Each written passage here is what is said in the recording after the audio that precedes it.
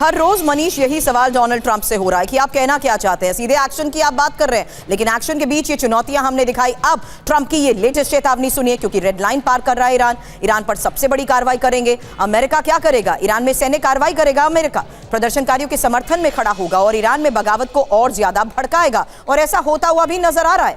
आशंका यही है कि फांसी पर ईरान में बड़ा विद्रोह होगा और खमेनी का तख्ता पलट भी ऐसे हालात में संभव है। लेकिन अब ईरान में प्रदर्शनकारियों को कुचलने की कोशिश, जहां ईरान में आज इरफान सुल्तानी को फांसी और प्रदर्शन के लिए इरफान को फांसी की सजा। हालांकि फांसी के जरिए प्रदर्शनकारियों को कड़ा संदेश। इरफान सुल्तानी को फांसी, ये आज की एक बड़ी खबर है। इसके बारे में आपको बता दें, क्योंकि ये 26 साल के युवक हैं इरफान, आज इन्हें फांसी दी जा रही है। खमेनी के खिलाफ प्रदर्शन मामले में मौत की सजा सुनाई गई है। 8 जनवरी को इरफान सुल्तानी की गिरफ्तारी हुई थी और आपको बता दें 10 मिनट की सुनवाई में फांसी की सजा सुना दी गई। हालांकि दावा यह कि इरफान सुल्तानी को बीच चौराहे पर फांसी दी जाएगी। वजह भी साफ है, प्रदर्शनकारियों में खौफ पैदा करने की ये कोशिश।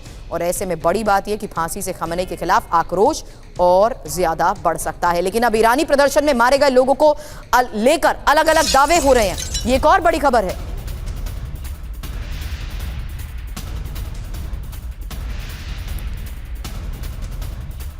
दो 2000 से लेकर 20,000 तक लोगों के मारे जाने का दावा किया जा रहा है। अमेरिका स्थित ईरानी मानवाधिकार संस्था के मुताबिक 18,000 से ज्यादा लोग मारे जा चुके हैं। तो प्रदर्शन में मौत के आंकड़ों पर क्या दावे हो रहे हैं, ये इस वक्त एक बड़ी खबर आपको बता दें, क्योंकि 2000 से लेकर 20,000 तक लोगों के मारे जाने का दावा किया जा रहा है।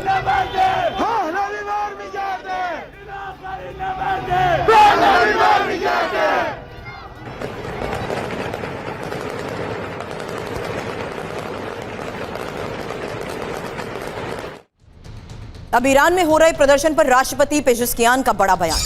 पेजेस्कियान ने कहा, हमें लोगों की परेशानी समझनी चाहिए। लोगों की चिंता दूर करना हमारा फर्ज है। बाहरी लोगों के बहकावे में ना आए।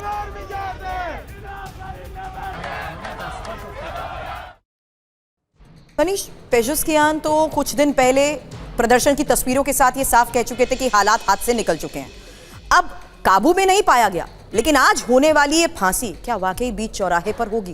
क्योंकि ये एक बहुत बड़ा मैसेज होगा। लेकिन इसके बाद ये सिर्फ प्रोजेक्शन तो रहेगा नहीं, एग्रीवेट होगी सिचुएशन और इग्नाइट होगी।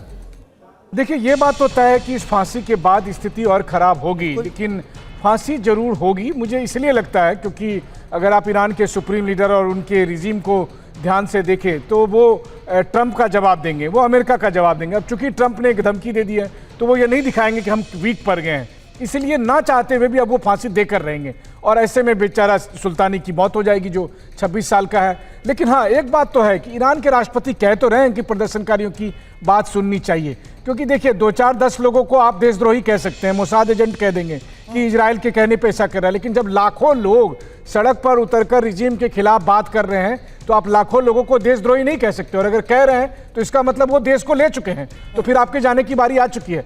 तो ईरानियन रिजीम के लिए अभी दुविधा की स्थिति है। वो लाखों लोगों को मार नहीं सकते हैं, और अगर वो नहीं मारेंगे तो ये भीड़ उनको उठाकर लेकर चले जाएगी। और इस बीच ट्रंप अपनी तरफ से मिलिट्री एक्शन करने को तैयार बैठे हैं। तो बहुत मुश्किल की घड़ी है।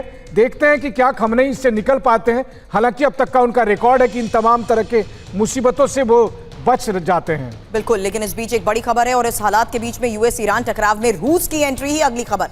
रूस ने अमेरिका को अब चेतावनी दे दी है। ईरान के अंदरूनी मामले में दखल विनाशकारी। रूस के विदेश मंत्रालय ने कहा, ईरान को सैन्य धमकी नामंजूर।